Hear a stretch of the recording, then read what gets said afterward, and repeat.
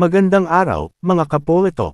Welcome sa Philippine Politalks, ang tambayan ng matalinong diskusyon at malayang opinyon tungkol sa politika at lipunan. Sa episode na ito, pag-usapan natin ang ilang bagay hinggil sa ugnayang panlabas ng Pilipinas, partikular sa hamon ni Pangulong Marcos Jr. Sa China na itigil ang agresyon nito sa West Philippine Sea, kung nais nito na alisin ng Pilipinas ang Typhoon missile system sa bansa. Ang episode na ito ay isang speculative analysis sa kung ano ang mga maaari nitong implikasyon sa Pilipinas at Indo-Pacific region. Kung tatanggapin ng China ang alok ni Marcos at titigil sa agresyon, ito ay magiging isang malaking diplomatikong tagumpay para sa Pilipinas, na magpapataas sa reputasyon ni Pangulong Marcos bilang isang pinunong may kakayahang makipagkasundo sa isang makapangyarihang bansa. Magdudulot ito ng mas mataas na tiwala sa kanya mula sa mamamayang Pilipino at mas matibay na posisyon ng Pilipinas sa rehiyon.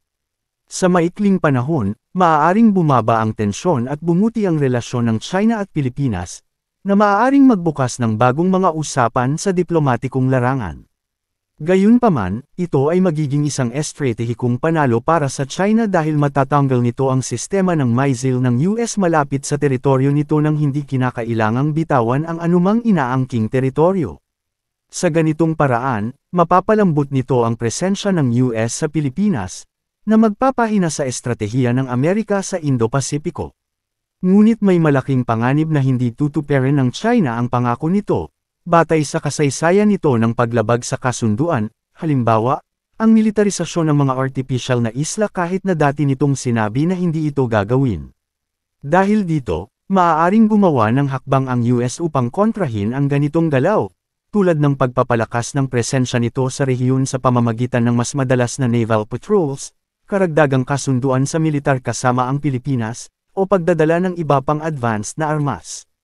Kung tatanggapin ng China ang alok ngunit maghahanap ng butas sa kasunduan, maaaring bawasan nito ang mga lantad na agresibong kilos, tulad ng paggamit ng water cannon at pagbangga sa mga bangkang Pilipino, ngunit ipagpapatuloy pa rin ito ang mga mastusong taktika, tulad ng pagpapadala ng maritime militia, pagbabawal sa pangingisda, at dituwirang panghaharang sa mga mangingisdang Pilipino.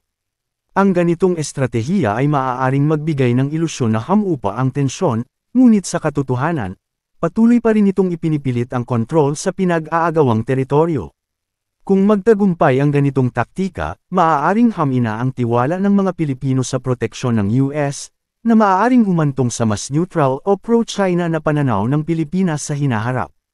Sa loob ng bansa, maaaring tingnan ito bilang isang mahinang kasunduan, lalo na kung magpapatuloy ang pananakot ng China. Bilang tugon, maaaring ilipat ng China ang atensyon nito sa ibang lugar, tulad ng pagpapalakas ng aktibidad militar sa paligid ng Taiwan, pagdaragdag ng depensa sa mga artificial nitong isla, o mas agresibong pag-aangkin sa teritoryo ng Vietnam at Malaysia. Sa ganitong paraan, mapapalaki pa ng China ang kapangyarihan nito nang hindi tahasang sumisira sa kasunduan. Kung tatanggihan ng China ang alok at ipagpapatuloy ang agresyon, mananatili ang status quo ng tensyon sa South China Sea. Ipapakita nito na hindi handang makipagkompromiso ang China sa isyu ng soberanya, na maaaring maging hudyat sa ibang bansa sa rehiyon na walang saysay ang negosasyon sa Beijing. Ang pagtanggi ng China ay maaaring itulak ang Pilipinas na mas palakasin pa ang alyansa nito sa US bilang isang depensibong hakbang. Dahil dito, maaaring bilhin ng Pilipinas ang sistema ng missile na Typhoon ng permanente at palakasin ang modernisasyon ng sandatahang lakas nito. Gayunpaman, may panganib ang China na samobra ang pagiging agresibo nito. Ang patuloy na pananakot nito ay maaaring lalong itulak ang Pilipinas palapit sa US, at maging inspirasyon sa ibang bansa sa ASEAN na manindigan laban sa China. Kung magtagumpay ang Pilipinas sa pagkumbinsi sa ibang bansa na suportahan ito, maaaring lumakas ang presensya ng militar ng US at mga kaalyado nito sa rehiyon, na magiging balakid sa estratehikong plano ng China. Kung gagamitin ng China ang alok upang pag-awayin ang Pilipinas at US, maaaring gamitin nito ang sitwasyon upang pilitin ang Pilipinas na lumayo sa impluwensya ng Amerika.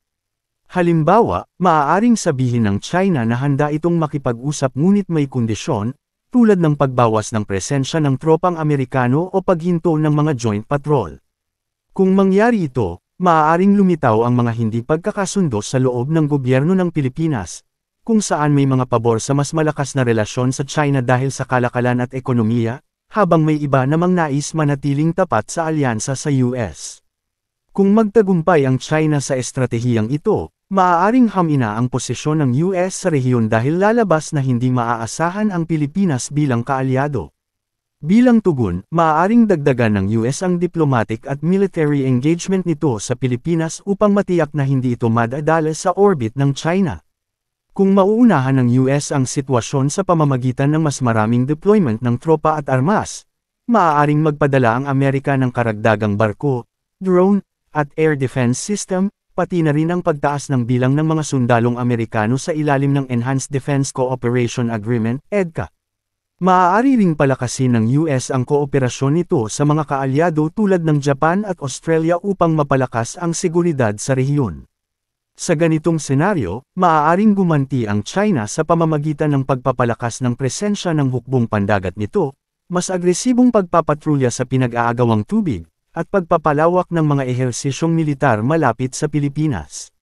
Dagdag pa rito, maaaring lumapit ang China sa mga bansang tulad ng Russia at North Korea upang kontrahin ang impluwensya ng US. Ang patuloy na military build-up mula sa magkabilang panig ay maaaring magpataas ng panganib ng hindi sinasadyang sagupaan, katulad ng mga insidente sa pagitan ng mga eroplano ng US at China sa mga nakalipas na taon. Kung tatanggihan ng China ang alok at lalo pang paiigtingin ang panggigipit nito sa Pilipinas, maaaring gumamit ito ng iba pang paraan ng pananakot, tulad ng economic coercion. Halimbawa, maaaring higpitan nito ang kalakalan, limitahan ang pamumuhunan, o pigilan ng mga Pilipinong manggagawa sa China bilang ganti. Maaari rin itong gamitin ang hybrid warfare, tulad ng cyber attacks laban sa infrastruktura ng Pilipinas, pagpapalaganap ng disinformation, at pag-isolate sa Pilipinas sa diplomatikong larangan. Sa ganitong sitwasyon, maaaring mapilitan ang Pilipinas na humingi ng mas malakas na suporta mula sa Quad, US, Japan, India, Australia, at pilitin ng ASEAN na maging mas matatag laban sa China. Gayunpaman, ang patuloy na sagupaan sa dagat ay maaaring mauwi sa mas matinding sagupaan na maaaring umantong sa direktang military confrontation. Kung tutugan ang ASEAN, maaaring mahati ang mga bansa sa rehiyon. Ang mga bansang tulad ng Vietnam, Indonesia, at Malaysia ay maaaring suportahan ang Pilipinas, habang ang mga pro-China na bansa tulad ng Cambodia at Laos ay maaaring humimok ng pagpapahinahon. Ngunit kung masyadong magiging agresibo ang China, maaaring lumakas ang pagtutulungan ng ASEAN sa seguridad sa karagatan, gaya ng mas maraming joint patrols at mas matinding panawagan para sa isang legally binding code of conduct sa South China Sea. Pinakamalamang na gagawin ng China ang pagtanggi sa alok habang binabaluktot ito upang palabisang hindi makatwiran. Magpapatuloy ito sa pananakot sa pamamagitan ng iba't ibang paraan, ngunit iiwasan ang direktang digmaan. Samantala, patuloy na palalakasan ng Pilipinas ang hukbong sandatahan nito at ang ugnayan nito sa US. Bilang tugon, mananatili ang presensya ng militar ng Amerika at gagamitin ang sitwasyon upang lalo pang palakasin ang estratehikong impluwensya nito sa Indo-Pasipiko. Anuman ang sagot ng China, mananatiling sentro ng hidwaan ang South China Sea. Ang alok ng Pilipinas ay isang matapang na hakbang, ngunit hindi nito babaguhin ang fundamental na pananaw ng China sa soberanya nito. Sa halip, ito ay magiging isang pagsubok sa kakayahang diplomatiko ng Pilipinas at sa katatagan ng alyansa nito sa US sa harap ng patuloy na pressure mula sa China. Kung nagustuhan mo ang episode na ito, huwag kalimutang i-like, i-share, at mag-subscribe sa Politalks. I-click na rin ang notification bell para lagi kang updated sa ating usapan. Ito ang Philippine Politalks kung saan ang usapang politika ay walang bawal na tanong. Walang takot na usapan, dahil naniniwala tayo na ang kaalaman ay kapangyarihan. Hanggang sa susunod na talakayan. Paalam at hanggang sa muli.